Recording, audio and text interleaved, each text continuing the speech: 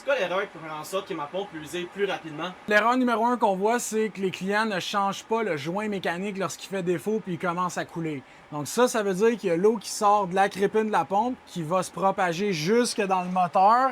Puis là, ben, quand l'eau vient en contact avec les bearings puis les composantes mécaniques du moteur électrique, usure prématurée, défectuosité du moteur électrique. À partir de là, on a deux options. Soit qu'on rebâtit la pompe. C'est une option qui coûte entre 150 et 200 $, dépendamment du travail qui est à faire. Sinon, ben, c'est de remplacer une pompe.